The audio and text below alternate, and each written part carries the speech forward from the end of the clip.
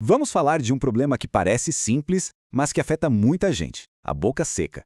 E o mais interessante é ver como a ciência está buscando soluções bem inovadoras para isso. Sabe aquela sensação de ter a boca parecendo um deserto? Pois é. Para milhões de pessoas, isso não é só um desconforto passageiro, não. Chega a atrapalhar a vida social, o bem-estar emocional. É algo sério mesmo. E aqui já tem um ponto super importante. Uma coisa é a sensação de boca seca, que os médicos chamam de xerostomia. Outra, bem diferente, é a redução real na produção de saliva, a hipossalivação, que é um diagnóstico clínico medido. Entender essa diferença é o ponto de partida para tudo. Mas afinal, por que ter saliva suficiente é tão importante? Qual é o grande papel dela? Olha, a saliva é como uma guarda-costas da nossa boca, trabalhando 24 horas por dia, 7 dias por semana. Ela que combate cáries, doenças na gengiva, previne infecções por fungos como a candidíase, protege contra feridas e impede um monte de infecções oportunistas de se instalarem. É a nossa principal linha de defesa ali dentro. Ok, então, o que faz esse fluxo tão vital diminuir ou até parar? Vamos dar uma olhada nas causas mais comuns.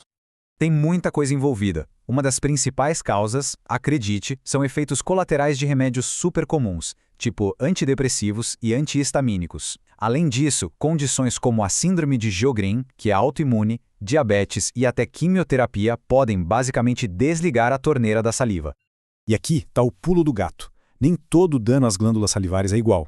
Quando a causa é um medicamento, o dano geralmente é reversível. O remédio só bloqueia temporariamente o funcionamento da glândula. Agora, quando se trata de uma doença como a síndrome de Sjögren, a história é outra. O próprio sistema imunológico ataca e destrói o tecido glandular. Aí, o dano é permanente. Claro, existem medicamentos para estimular a produção de saliva, mas eles podem trazer efeitos colaterais bem chatos, como náusea e suor excessivo. E foi por isso que os pesquisadores começaram a procurar alternativas em terapias físicas, que são bem menos invasivas.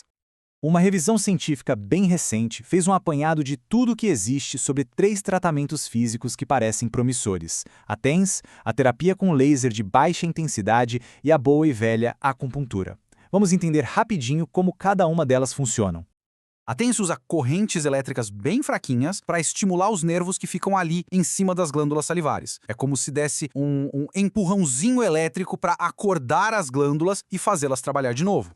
Já a terapia com laser de baixa intensidade, ou LLT, usa luz. A ideia é aplicar feixes de luz específicos na região para tentar aumentar a circulação de sangue e ajudar na reparação do tecido das glândulas, tudo a nível celular. E por último, a acupuntura, que muita gente já conhece. Nesse caso, a inserção daquelas agulhas fininhas em pontos estratégicos do corpo busca estimular certas vias nervosas que podem, por sua vez, melhorar o fluxo de saliva. E o grande trunfo dessas terapias? A segurança. Como os próprios pesquisadores disseram, elas são mais conservadoras, menos invasivas, mais baratas e, o melhor de tudo, têm poucos ou nenhum efeito adverso. Bem diferente dos remédios, né? Tá, mas e aí? Na prática, funciona mesmo? Depois de analisar todos os dados, qual foi o veredito dos cientistas? E olha, não foi pouca coisa não. Essa análise juntou os resultados de nada menos que 24 estudos clínicos diferentes. Ou seja, é uma visão bem ampla do que a gente sabe sobre o assunto até agora. E a descoberta principal é impressionante. Ficou muito claro que os tratamentos funcionam super bem para um grupo, mas quase nada para outro. Para pessoas com a boca seca causada por medicamentos, o sucesso foi alto. Já para quem tem a síndrome de Sjögren, a resposta foi mínima. E a explicação para essa diferença toda volta àquele ponto que a gente viu antes: o tipo de dano. Se a glândula está só adormecida por causa de um remédio, a estimulação física consegue acordá-la. Agora, se o tecido da glândula já foi destruído, como na doença autoimune, não há muito o que estimular. Não dá para tirar leite de pedra. Então vamos amarrar as pontas. Qual é a grande mensagem que fica dessa pesquisa e quais são os próximos passos? A conclusão do estudo é bem direta. A estimulação física das glândulas é sim uma alternativa muito promissora.